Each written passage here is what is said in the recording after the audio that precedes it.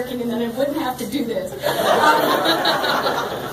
I don't have the hat on, right? And the reason I don't have the hat on is because I always learned, you know, when you're doing something that you're really nervous about, you try to wear something really comfortable to help you be less nervous. And I thought to myself, well, I'm not wearing the hat today because it'll only make me feel more nervous.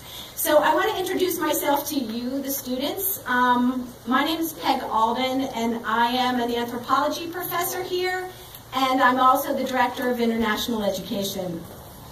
That means that I spend most of my workday figuring out how to get you outside of what is familiar to you and explore some small piece of our big world from a new perspective.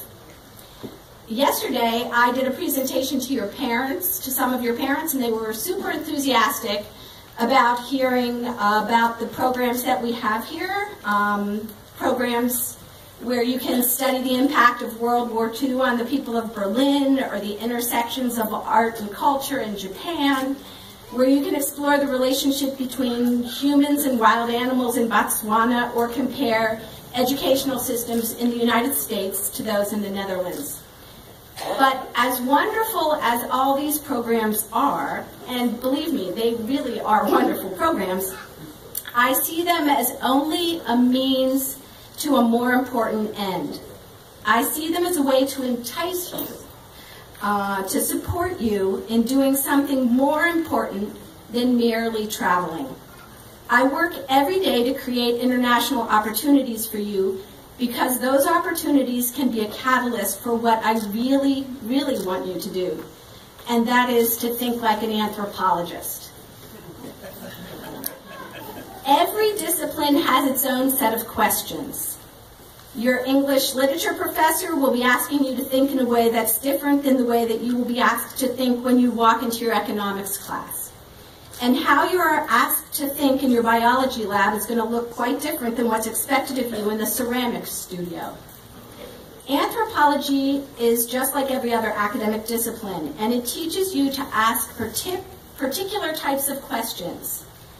Since in anthropology our main goal is to try to understand cultural practices from an insider's point of view, two of the most important questions that we can ask, particularly when we are faced with an idea or a practice that is confounding to us, are what has informed my particular perspective on this, and how might my perspective be getting in the way of understanding what's really going on.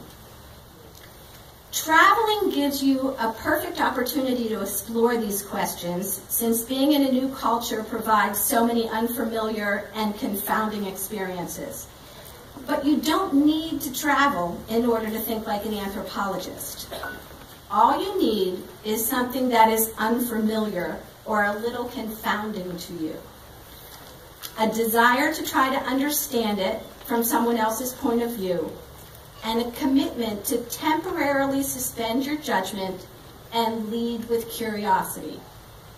You don't need to travel to Ireland or Australia or Costa Rica to encounter unfamiliar and confounding experiences, although I'm banking on the fact that you will.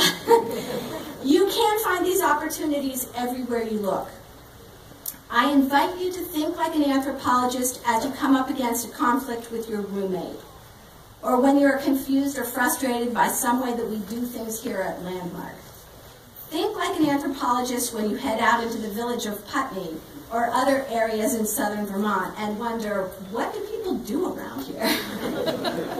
Use the newness that you are facing right now to ask the curious questions about yourself and your own complicated and particular past, and use that understanding of your own cultural perspective to see how that might be getting in the way of understanding others. As you head into this experience of starting here at Landmark College, approach it like an anthropologist, with curiosity and the understanding that your perspective can never be the complete story. And as Margaret Mead, one of the most famous anthropologists, said, always, always remember that you are absolutely unique, just like everybody else.